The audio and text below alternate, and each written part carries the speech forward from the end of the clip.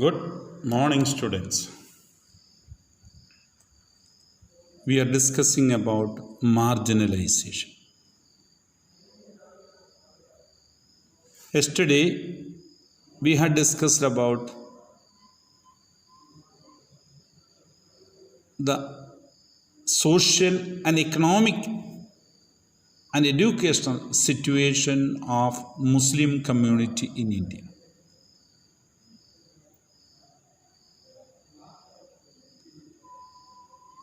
The report given by Rajendra Sachar in 2005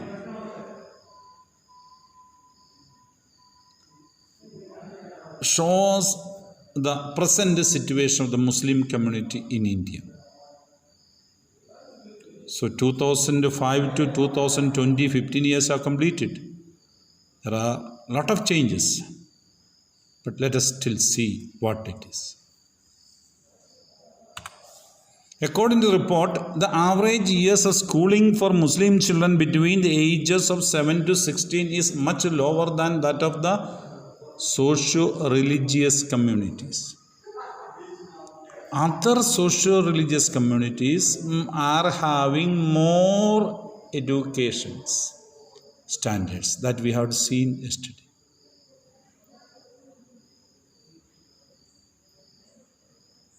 They were educated more, their facilities were more.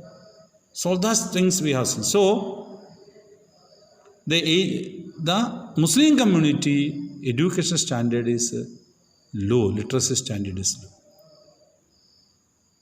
Like other minorities, Muslim customs and practices are sometimes quite distinct from what we see as the mainstream. You know, the dress is different, the prayer style is different, their way of talking is different. So that differences are there.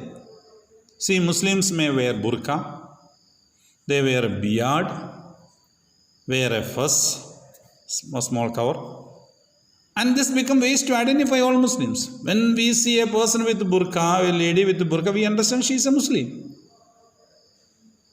A person usually having beard, we identify that he is a Muslim. It is not necessary that others cannot wear a beard, but usually people don't. And clearly they are identified, they belong to Muslim community. Because of this, they tend to be identified differently, and some people think they are not like rest of us. You know, in among us, if there is a sick person, he wears his pagadi, we understand he is different, easily identifiable. So like that, anybody who is different way in dressing make us understand he is different, he is not of the same. So that creates a chance of marginalization. This social marginalization of Muslims in some instance has led to the migrating from places to where they have lived, often leading to the ghettoization of the community. See, when you are feeling you are uncomfortable with other members of the group, you are feeling you are comfortable with your members of the group, you try to move to the place where your members are there. So they gather together in one place. That is known as ghettoization. Ghettoization of the community. Sometimes this prejudice leads to hatred and violence.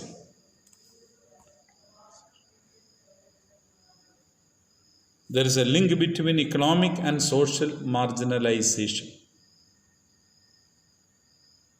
If people are rich, they are in high positions, marginalization will become very less. So economic situation and social situation will lead to marginalization.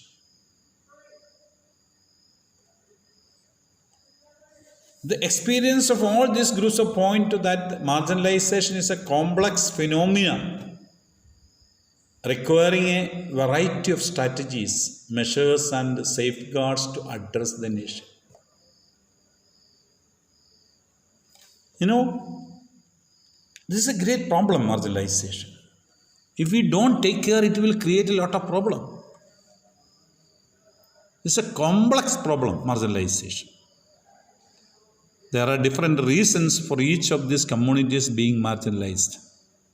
Some may be dress styles, some may be food styles, some may be their talking styles, some may be their day-to-day lifestyle. Many things, education standard, everything will be reasons for marginalization. So if marginalization have to be curbed, what we should do? We will study it in next chapter. Today we are going to discuss what is a hierarchy, some important words in our chapter which we have seen. A graded system of arrangement of persons, usually persons at the bottom of the hierarchy are those who have the least power.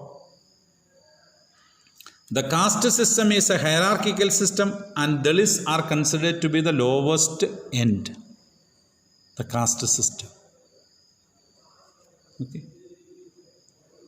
Militarized, an area where the presence of the armed forces is considerable. Militarized, military is here. That's a militarized. Where if there are terrorists are there, naturally there will be chance for a military to be there. So it can be militarized. Malnourished means a person who does not get adequate nutritious food.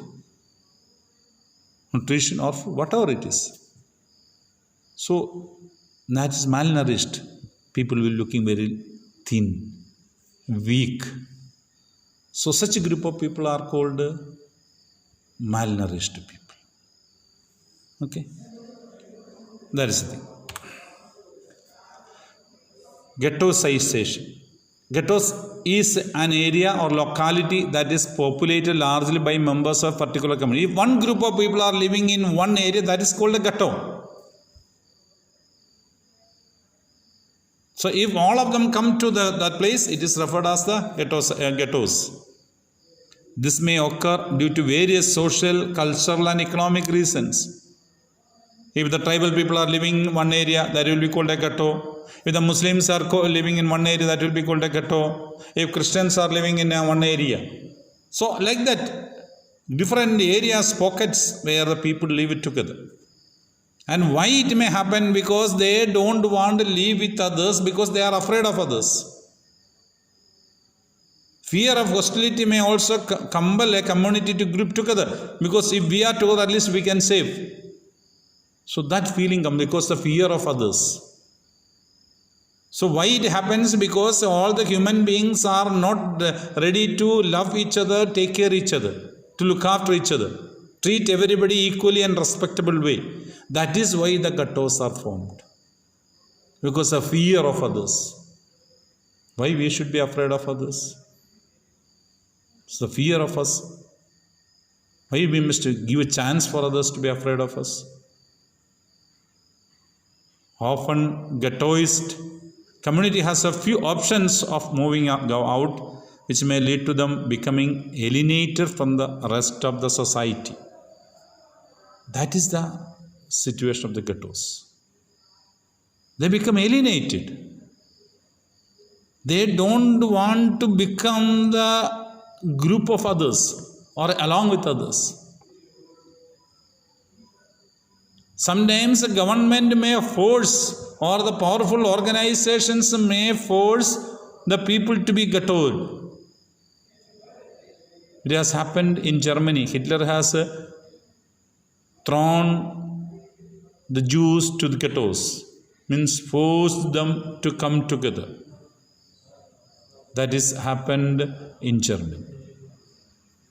That is a German situation. Mainstream. Literally this refers to the main current of a river stream. If a main river is there, it will have a sub-rivers. That's a main stream, center stream. If a pipe is there, a center pipe is there. That's a main pipe. From there, diversions are taken to different areas for supply of water. So, the main stream, how it is. So, all the people should be like mainstream. Water, from the mainstream, water will go to different places. Naturally, the water should be same. But human beings may not be like that. Because there are different varieties will be there. So, when different variety human beings are there, naturally differences occur. So, in this chapter, we used cultural context in which the customs and practice that are followed are those of the dominant community, majority people, who are forcing others to accept sometimes. Sometimes they will be very friendly, very good, and all the people live in a good relationship. Mainstream is also used to refer to those people or communities that are considered to be at the center of society, often the powerful or dominant group. So, anytime, anywhere, it is a responsibility of the dominant group to consider the lower sections of the society and treat them well so that there will be happy life in the society. Displaced. When Adivasis are displaced from their homes to construct dams, to construct mining centers or mining areas, to develop cities. So like that, people are moved out from that area. Those people who are moved out from those areas are called displaced people. They may be by force. Government may force them to get out of that area and go and live somewhere area. Government may offer money. But money cannot purchase the relationship that you had in your village. The psychological satisfaction you are having in your village. The safety and security that you are feeling in your village is not possible for the money to be provided. The persons who are displaced will have a lot of problems. They don't have any relationship with others. The relationship becomes superficial. That is the problem of displacement. Now, write the question answers of this chapter and study them very well and prepare well. Thank you very much.